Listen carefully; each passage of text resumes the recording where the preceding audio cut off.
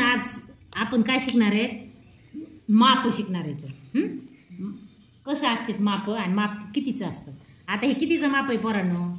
100 बघा आता हे काटा कितीवर आहे? 0. आता हे टाकल्यावर 100 नी पुढे जाणार ना? गेला का? आता हे कितीचं माप आहे? 200. आता बघा कितीनी पुढे जाते? गेलं का नाही? 300 वर गेलंय का? 300 वर. हे कितीचं माप आहे? 500.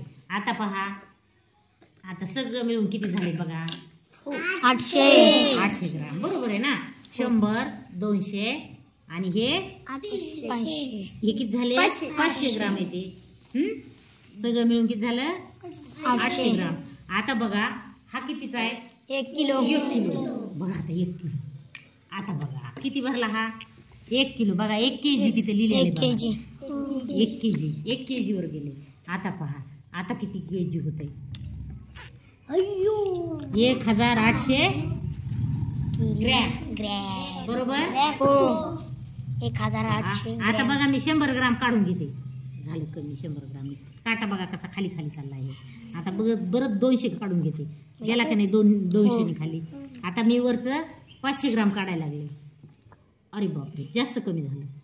आता पहा सगळ्यात मोठं कोणतं माप होतं? किलोचं. ते पण काढायला लागले. आता काहीतरी राहिले का त्याच्यात? नाही. 0 राहिले. म्हणजे माप कसे असते? ग्रामवर असते. आणि का आता लक्षात आलं दुकानात गेलं?